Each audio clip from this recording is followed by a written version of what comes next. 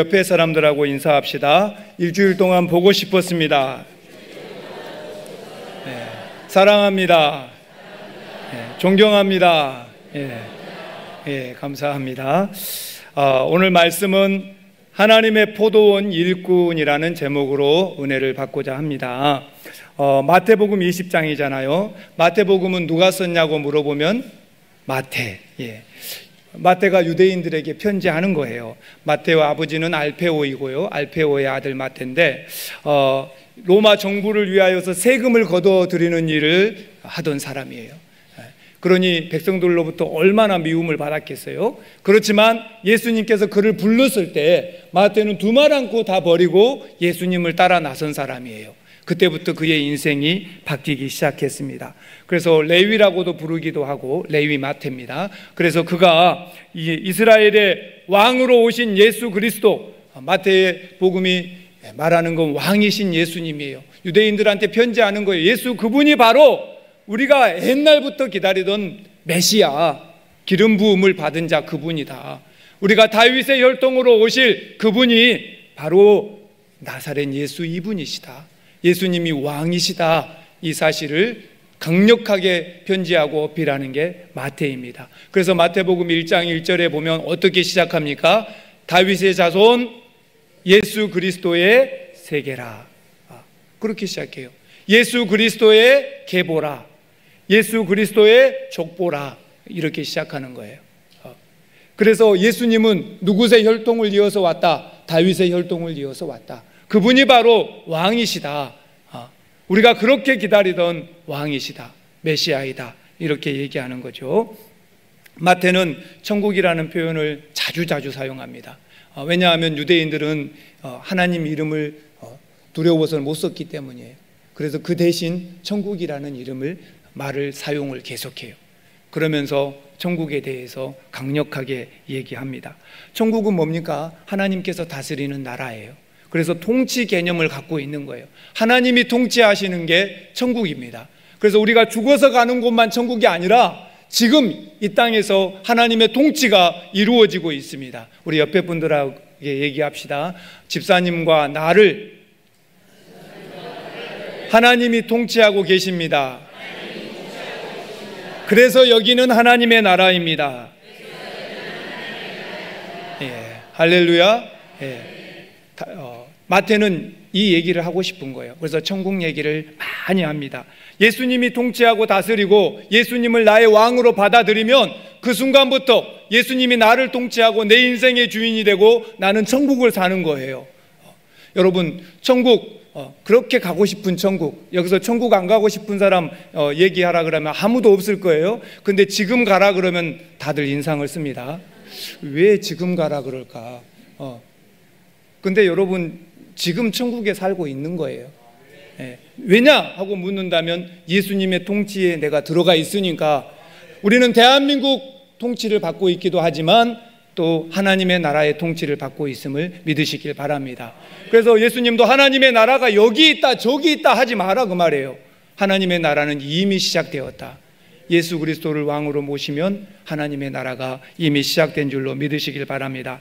마태는 5개의 큰 설교 이거를 하고 있습니다. 첫 번째는 예수님께서 산상수훈으로 5장부터 7장까지 했던 설교를 소개합니다. 그리고 또 마태복음 10장에서 예수님이 제자들을 파송하면서 하신 설교를 말합니다. 13장에서는 천국은 이런 것이다 그러면서 예수님이 하신 설교를 소개합니다. 또 18장부터 20장까지는 제자들에게 설교하는 것을 말씀하십니다. 또 24장, 25장에는 종말에는 이런 일이 있을 것이다. 그러면 마태는 예수님이 하셨던 설교 그 말씀들을 다 얘기합니다. 그러면서 우리가 말씀대로 살아가면서 이렇게 살면 예수님이 다스리는 나라가 될 것이고 천국이 이루어질 것이고 나는 통치를 받고 사는 백성들이 되는 것이다.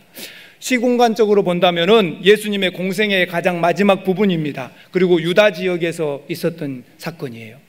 그것이 마태복음의 배경입니다. 자, 여기 보면 제일 처음 1년은 예수님께서 유다에서 8개월, 공생의 3년 중에 첫 번째 1년은요 유다에서 8개월, 갈릴리에서 4개월을 보내십니다. 2년째 되는 공생의 2년째 들어가서는 갈릴리에서 1년을 보내버리십니다. 그리고 공생애 3년째에 갔을 때에는 예수님께서 갈릴리에서 6개월, 예루살렘에서 3개월, 베레아에서 3개월을 보내게 됩니다. 예수님은 제자 사육하는 일을 굉장히 양육하는 일을 많이 하셨어요. 그러면서 설교하시기를 음행한 일 외에 아내를 버린다면은 그 사람들은 잘못된 것이다. 절대 다른 데 장가가면 안 된다. 어린아이들이 내게 오는 것을 막지 말아라. 예수님이 설교하는 것들을 마태는 자꾸 소개합니다. 천국은 어린아이들 같아야 갈 수 있다. 부자 청년이 와서 어떻게 하면 구원을 받습니까? 그러니까 너의 재산을 다 팔아서 가난한 자들에게 나눠주고 나를 따라와라. 이 얘기들. 또 부자가 하나님 나라 들어가기는 참으로 어렵다. 제자들에게도 보상을 약속하십니다. 나를 따르는 너희에게 보상이 있을 것이다. 그러나 먼저 된 자가 나중되고 나중된 자가 먼저 될 것이다. 이러면서 쭉 주님이 설교 말씀을 하시다가 오늘 본문에 나오는 거예요. 그러면서 하나님의 교회, 그래서 청지기, 하나님의 교회를 섬기는 그 청지기들을 포도원 일꾼에 비유하여서 예수님이 말씀합니다. 우리 옆에 사람들 보고 얘기합시다. 우리는 하나님의 교회를 섬기는 일꾼들입니다. 포도원의 일꾼을 들여보내시는 예수님의 마음을 압시다. 예, 할렐루야. 예, 오늘 설교를 딱 그 시선으로 보시면 돼요. 예. 주님이 청지기들을 찾고 계셔요. 일해야 할 일꾼들을 찾고 계셔요. 그래서 교회는 뭐다? 포도원이다. 포도원은 뭐다? 교회다. 하나님의 통치를 받고 있는 하나님의 나라이다. 그래서 포도원의 일꾼 첫 번째는 포도원의 영적인 의미를 빨리 알아채라 그 말이에요. 포도원이 뭔지 알아먹어야 돼요. 그 영적 의미로 천국을 말하는 겁니다. 천국은 이렇게 얘기하죠. 하나님의 나라는 그렇게 얘기하죠. 교회는 이렇게 얘기하죠. 어떤 것과 같습니까? 이른 아침에 일찍이 집주인이 나가서 일꾼들을 불러다가 어디에 넣으려고? 포도원에 넣으려고.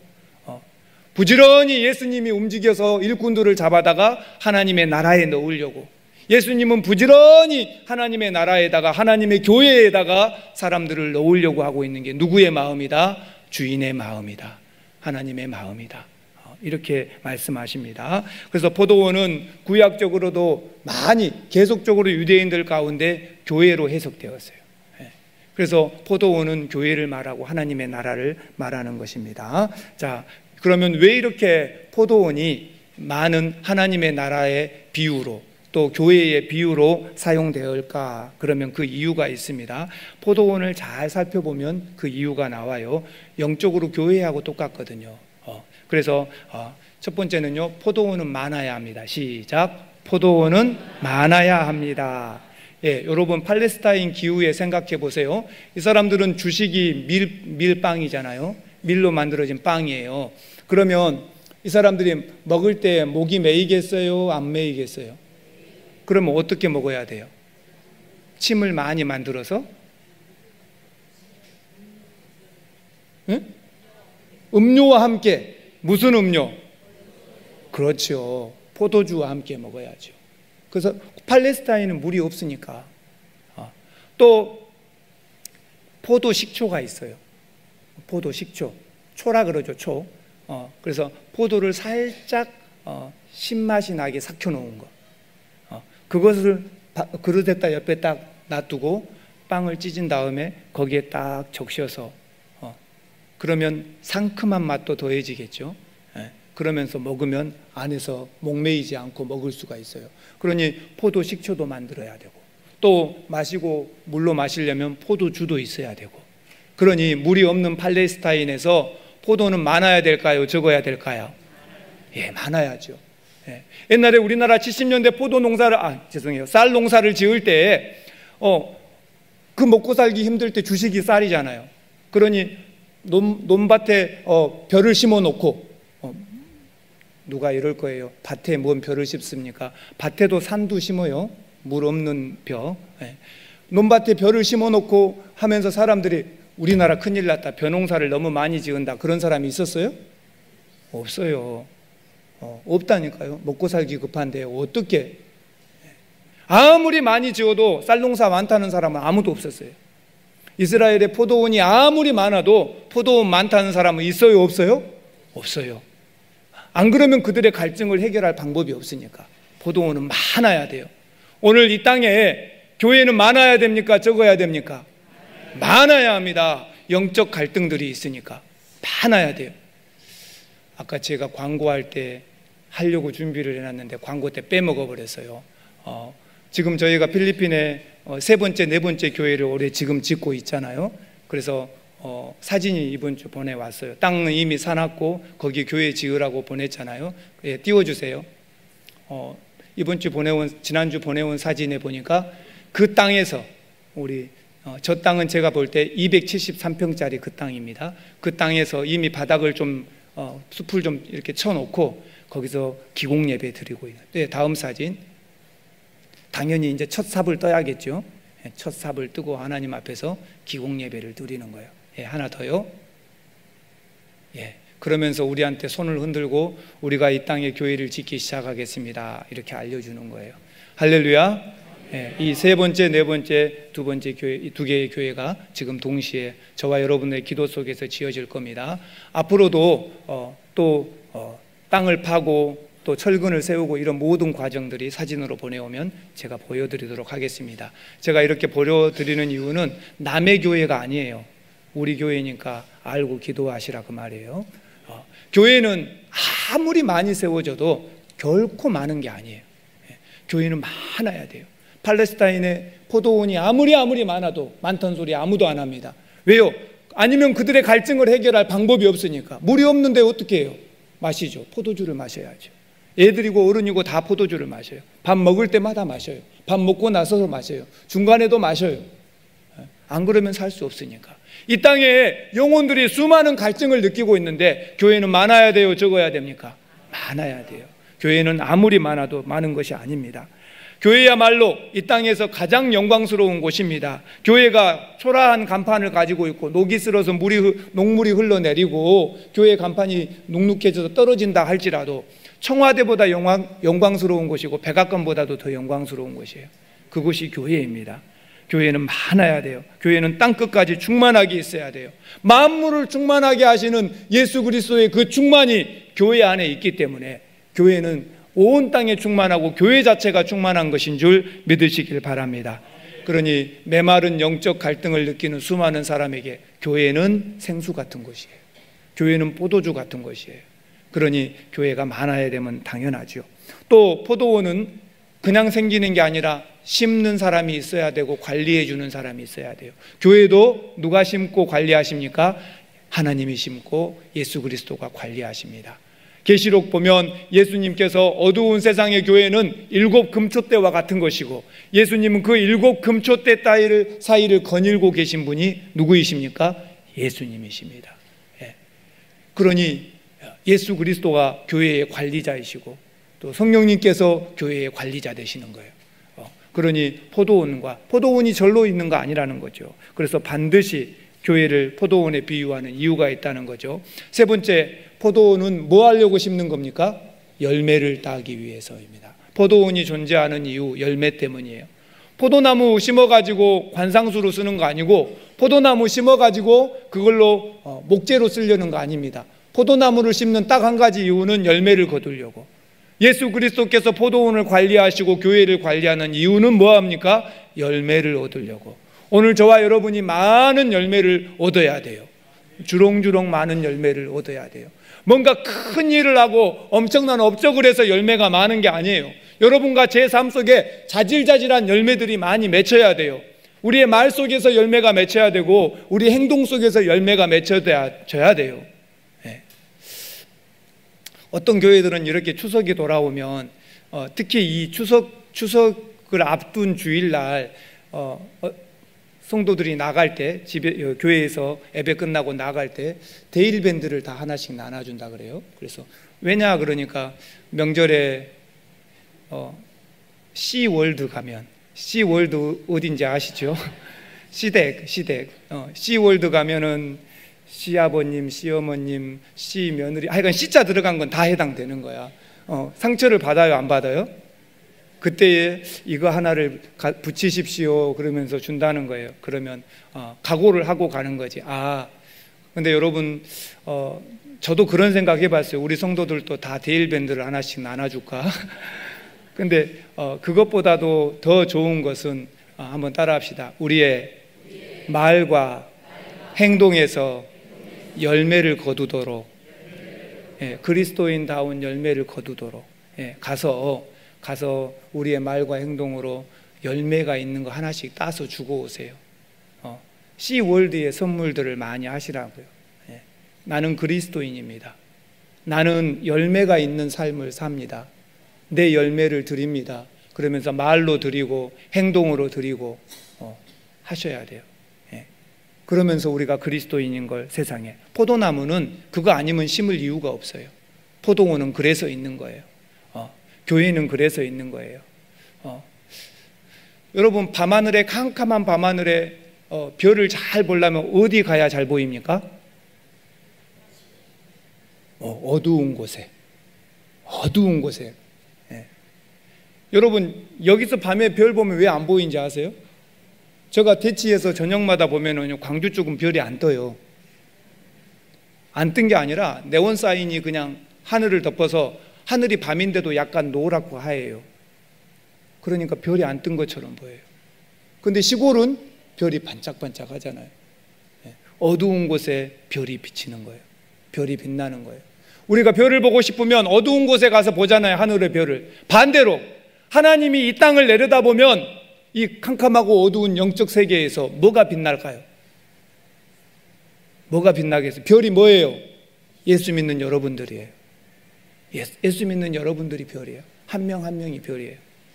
제가 어느 분한테 그렇게 부탁을 해봤어요. 이걸로 지금 제가 드린 이 말로 CCM 가사를 좀 시로 써서 만들면 어떻겠냐고. 잘하신, 나보다 능력이 좋으신 분들이. 우리는 하늘을 별을 보고 아름답다 하지만 하나님은 이 어두운 땅에 우리를 별로 보고 계신다는 거예요. 오늘 교회는 그래서 아무리 많아도 절대 많은 것이 아닙니다. 교회는 너무너무 많아야 돼요. 이 땅에 충만하게 많아야 됨을 믿으시길 바랍니다. 자, 두 번째, 하나님의 포도원 일꾼이요, 먼저 들어온 품꾼들은 은혜를 기억해야 합니다. 한번 따라합시다. 먼저 들어온 품꾼은 그것이 은혜임을 기억해야 합니다. 이 포도원 주인이 이른 아침에 일찍이 장터에 나가서 일꾼들을 하루에 한 데나리온, 로마 화폐로 한 데나리온은 하루 일하면 주는 품삯이었어요. 그걸 약속하고 우리 포도원에 가서 일하자. 그래서 그 이른 아침은 새벽 6시쯤 됐겠죠. 그렇게 약속을 하고 데리고 들어갔어요. 저녁 6시까지 하는 거예요. 근데 이렇게 약속을 하고 데려갔단 말이에요. 그런데 이들은 누구냐? 영적으로 말하면 유대인들을 얘기하는 거예요. 유대인들이 일찍이 하나님의 나라를 소개받고 아브라함, 다윗의 자손이라고 그러면서 자신들의 하나님, 그분이 우리만 사용하시고 우리만 선택받은 선민이라고 생각하고 살았어요. 그래서 이게 기득권이 되어버렸고 이것이 자기들만의 하나님이라고 생각하고 사는 오류를 범한 거예요. 근데 한번 따라합시다. 예수님은, 하나님은 더 많이 찾고 계십니다. 그 증거를 대라 그러면 우리가 예수 믿는 거예요. 우리가 예수 믿는 게 증거죠. 유대인으로 끝나지 않았어요. 더 많이 찾고 계세요. 일찍이 예수를 알고 일찍이 포도원에 들어오고 일찍이 하나님의 나라에 들어오고 일찍이 예수 믿는 것은 내가 왜 그랬을까? 그런 거 없어요. 여러분, 너무 일찍이 예수 믿어서 억울하신 분 손 들어보세요. 난 너무 손해다. 왜냐하면 한 80이나 85세 때 예수 믿었으면 얼마나 좋았을까. 그냥 참 놀 거 다 놀고 먹을 거 다 먹고 빨 거 다 빨고 구름 과자도 먹고 얼마나 좋았을 것인데 왜 내가 일찍이 예수를 믿었을까? 후회되는 거 누가 있어요? 없지요. 일찍이 예수를 믿었으니까 내 젊은 날, 내 인생의 가장 보배 같은 날, 내 인생의 가장 황금기 같은 시간을 누구를 향해서? 주를 향해서, 예수님을 향해서 드려버렸어요. 그보다 가치 있는 일이 세상에 어디 있어요? 얼마나 가치 있어요? 나는 그 일을 한 거예요. 그러니 저와 여러분들이 내가 먼저 예수 믿었다고 억울할 거 없어요. 내가 먼저 예수 믿는 게 어쩌면 더 큰 은혜이고 더 큰 감사이고 유대인들은 그걸 못했단 말이에요. 오늘 우리는 그 일을 해내야 돼요. 한번 옆에 사람들 보고 얘기합시다. 젊은 날 예수를 믿어서 너무 감사하고 부럽습니다. 예, 유대인들은 자기들만 독점하려고 그랬죠. 우리만. 예, 근데 주님은 그렇게 말씀하지 않으신다는 거예요. 너에게만 은혜가 있는 게 아니다는 거예요. 그 은혜를 공유하고 나누어야 한다는 거죠. 먼저 들어온 일꾼들은 이게 하나님의 은혜인 줄 알았어야 돼요. 여러분, 집에서 애들이 배 굶고 하루 종일 굶고 있고 아빠가 오늘 돈을 갖고 들어와야 우리 집에 오늘 저녁을 먹고 잘 거예요. 애들이 그냥 5시 줄줄이 있고 부인이 있어. 그러면 일하러 나온 아빠는 새벽같이 나와서 시장에서 장터에서 누가 나를 일 안 시켜주나 하고 막 눈을 부리번거리고 찾고 있는데, 어떤 사람 하나가 농장 주인이 왔어요. 포도원 주인이 와가지고 당신 갑시다 할 때 내가 불려지기를 바래요, 안 바래요?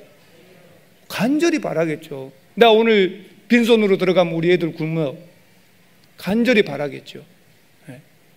그거죠. 그 마음이죠. 근데 그 중에 한 사람이 이런다 합시다. 나는 부르지 마시오.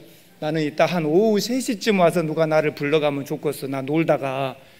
그러면 그 3시까지 마음이 어쩌겠어요? 오늘 내가 공치면 집에 빈손으로 가면 우리 애들은 누가 먹여 살려? 마음이 편하고 좋겠어요? 우리 옆에 사람들 보고 얘기합시다. 일하는 것이 마음 편합니다. 네, 무슨 말씀인지 아시겠죠? 난 포도원에서 주의 나라에서 일하는 게 마음 편해요. 안 하면 좋을 것 같죠. 네. 제가 청년사회 갈 때 청년들이 이렇게 많은 얘기들을 해요. 목사님, 저는 올해는 좀 쉼을 갖고 싶습니다. 그렇게 얘기할 때 내가 그럼 뭐예요? 임원도 안 하고 좀 내려놓겠다는 뜻이에요? 그러면 제가 아니다. 예수님 안에서, 믿음 안에서 쉼은 그렇게 갖는 것이 아니다. 그게 쉼이 아니다. 하나님의 일을 안 하고 쉬면은요, 어떻게 하는 게 쉬는 걸까요? 교회에서 봉사하고 섬기는 시간에 집에서 다 누워있는 게 이게 쉬는 걸까요? 근데 죽어버려요. 영혼도 죽어버리고 힘도 안 나. 여러분, 운동을 하는 사람이 더 힘이 있습니까? 가만히 누워있는 사람이 더 힘이 있습니까? 이상하죠? 그렇게 힘들게 운동을 했는데 왜 힘이 더 있어요? 가만히 쉬어야 충전이 되지요. 근데 절대 그렇지가 않아요. 영적으로도 마찬가지입니다. 부지런히 일을 해야 우리가 더 많은 충전을 얻을 수 있음을 믿으시길 바랍니다. 한번 따라합시다. 기회만 주어진다면 사막 같은 마음도 꽃밭이 될 수 있습니다. 네. 우리가 부지런히 일해서, 하나님의 포도원의 일꾼으로 부지런히 일해서, 그래서 누군가 사막 같은 저 사람들 마음, 예수 믿게 놀라움을 경험할 수 있는 그걸 변화를 시켜 주어야죠. 사진 띄워주세요. 칠레 북쪽에 이 아타카마 사막이 예쁜가요? 저기가 칠레 북쪽에 있는 아타카마 사막이에요. 세상에서 가장 건조한 지역 중에 한 곳이죠. 기상 관측일에 한 번도 비가 오지 않았고 가끔 안개가 흘러 들어오면 그것이 밑으로 가라앉으면서 약간의 수분을 형성하는 곳이에요. 심지어 미생물도 살지 못하는 그런 곳이었거든요. 지구에서 가장 척박한 땅 중에 하나였어요. 근데 최근에 2017년도에도 한 번 있었고 2023년도에도 한 번 있었어요. 슈퍼 엘니뇨 현상이 생긴 거예요. 칠레에 남미에서 제일 왼쪽에 쭉 길다란 나라가 칠레잖아요. 아르헨티나 옆에. 그 칠레의 앞바다에서는 항상 엘니뇨, 니나뇨 현상들이 일어나요. 바닷물이 따뜻해지거나 급하게 차가워지는 현상. 그걸로 인해서 지구에 기상 이변이 생기는데 슈퍼 엘니뇨 현상이 일어났기 때문에 이 아타카마 사막에 비가 떨어진 거예요. 그래서 7년치 강수량이 한꺼번에 떨어진 거예요. 무슨 일이 일어났을까요? 며칠 지나고 나서 그 한 번도 비가 안 오던 사막이 꽃밭이 됐어요. 많은 사진 작가들이 또 많은 신문 기자들이 저기를 찾아가서 촬영을 하고 다른 것도 또 보여줘 보세요. 예쁜 꽃이 피었죠. 네. 또 보여주세요. 네. 더 있나요? 네. 저기가 사막이었다는 사실이 믿어집니까? 아무리 척박한 영혼들에게도 예수 그리스도의 은혜의 단비가 한번 쏟아지면은 예수 믿을 것으로 믿으시길 바랍니다. 누구에게도 그런 일이 일어날 수 있어요. 우리 씨월드에도 일어날 수가 있어요. 정말로 있어요. 정말로. 정말로 있는 거예요. 여러분, 그러니 우리는 일꾼으로 빨리 불러주신 거에 너무너무 감사하면서 부지런히 예수 그리스도를 전하고 소개하고 하나님의 포도원을 부지런히 가꾸는 사람들이 되시기를 바랍니다. 먼저 왔다고 억울하다고 할 거 없어요.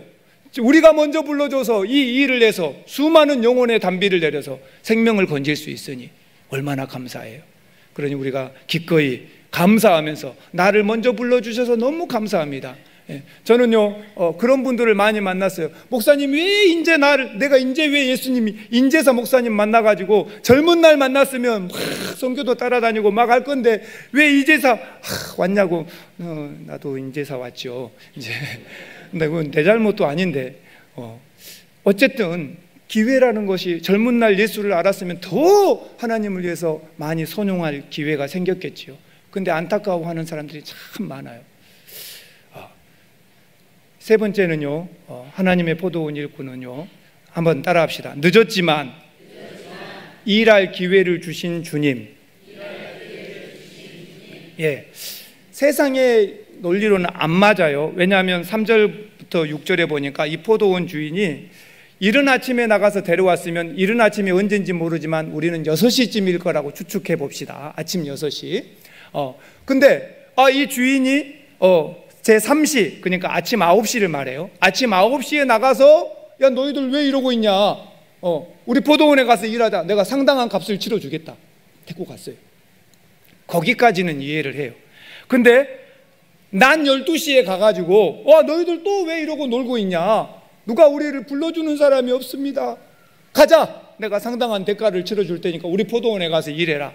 누가 이렇게 한다는 거예요? 예수님께서. 나는 나이가 50인데 가자, 가서 일하자. 근데 그것이 끝이 아니에요. 오후 3시에 또 예수님이 나갔어요. 너희들 왜 일하고 놀고 있냐, 우리가 누구 안 불러줍니다, 가자, 내 포도원에 들어가 일해라. 누가 이러는 거예요? 예수님이. 나는 나이가 70인데 70이 어쨌다는 거냐, 가자, 가서 일하자 한다는 거예요. 근데 이거는 유도 아니야. 그 다음에는 몇 시가 나옵니까? 제11시가 나와요. 우리로 말하면 몇 시입니까? 오후 5시. 포도원의 일은 몇 시에 끝나요? 6시에 끝나요. 그러면 일하던 사람들도 5시 되면 이제 뭔 준비를 해요? 그렇죠. 일을 마칠 준비를 하는데 그때 데리고 간 거예요. 세상에 그런 주인이 어디가 있어요? 근데 그분이 누구시라고요? 예수님. 늦었지만 우리한테 일할 기회를 주신 분은 누구예요? 예수님이에요. 나는 이제 나이가 80인데 80이면 어떠냐, 가서 해라. 한번 따라합시다. 주의 일은 언제까지? 죽을 때까지죠. 죽을 때까지. 주의 일은 죽을 때까지예요. 그런데 그런 나를 써주시겠다는가? 써줘요. 얼마나 감사한지. 못할 것 같은데 그렇지가 않아요. 이게 내 말이 아니고 예수님 말씀이에요. 마태는 예수님이 그랬다고 기록해 놓고 있어요. 예수님이 그렇게 설교하셨다 이 거예요. 내 나이가 80대도 나를 쓰겠다는 거예요. 그러면 나를 쓰십시오. 그러면 또 일하는 거예요. 놀랍도록 일하는 거죠. 사랑하는 성도 여러분, 상당히 주리라. 주님은 이렇게 말씀하셨지만 이 상당히가 조금 주겠다는 뜻이 아니라 그렇게 말씀해 놓으시고도 주님은 나중에 보면은 다 줬어요, 안 줬어요? 다 한 달란트씩 주었어요. 얼마나 감사한지 몰라요. 다 한 달란트씩. 얼마나 감사한지. 나는 6시에 끝나는데 5시에 갔어요. 얼마나 감사해요. 그러니 너무나 감사해서 부지런히 뛰겠지요. 사랑하는 성도 여러분, 하나님의 포도원은 지금 일꾼들을 필요로 하고 있다는 얘기를 주님이 하시는 겁니다. 누구든지 상관없어요. 언제든지 상관없어요. 나이가 얼마나 되든지 상관없어요. 이른 아침부터 시작하여서 주님은 중고등부 때도 부르고 청년 때도 부르고 장년 때도 부르고 노년에도 부르고 언제든지 부르시는 거예요. 달란트로 일하는 곳이 하나님의 포도원입니다. 일거리가 많은 하나님의 포도원, 누구든지 들어와 일할 수 있습니다. 신앙의 연조가 오래된 사람도 할 일이 있고, 신앙의 연조가 없는 사람도 할 수 있고, 나이가 많은 사람도 할 수 있고, 주님은 언제든지 우리를 부르고 계십니다. 다만 그 부르심에 응답하는 것은 우리의 몫입니다. 예, 제가 하겠습니다. 그러는 거예요. 누구도 감당하지 못하는 사람은요, 하겠다는 사람이에요. 하겠다는 사람 못 막어요. 자, 우리가 시간을 아껴 써야 돼요.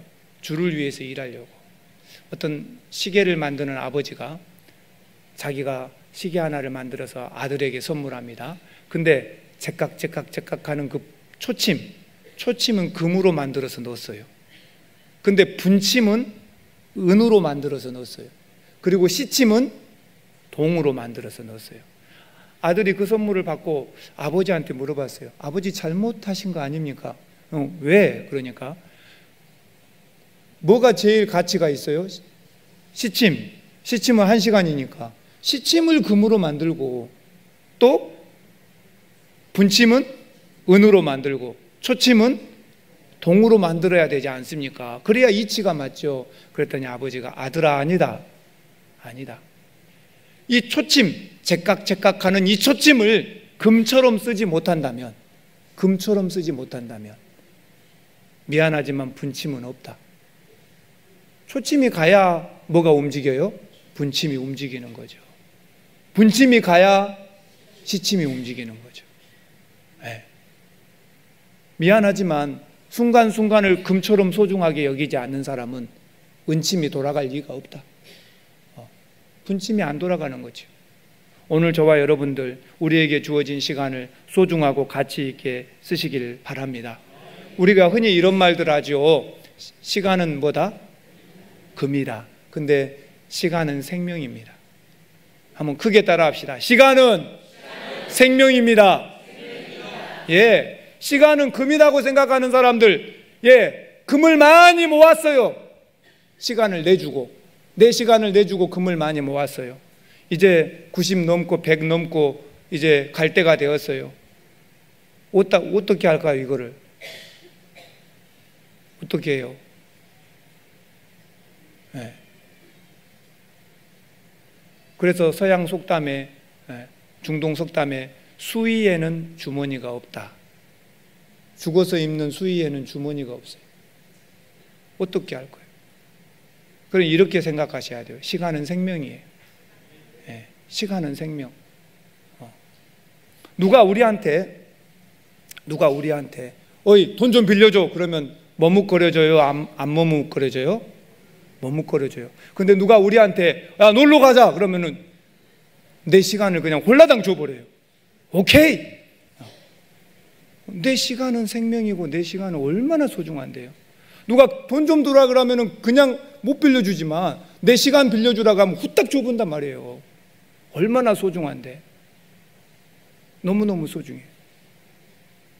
몽테뉴는 이런 말을 했어요.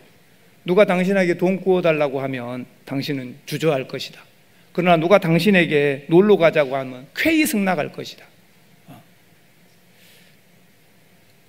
시간을 빌려주는 걸 돈 빌려주는 것보다 더 쉽게 생각한다. 칼빈은 이렇게 말했습니다. 마귀의 손에서 너의 시간을 찾아와라. 나의 소유로 삼아야 한다. 그렇죠.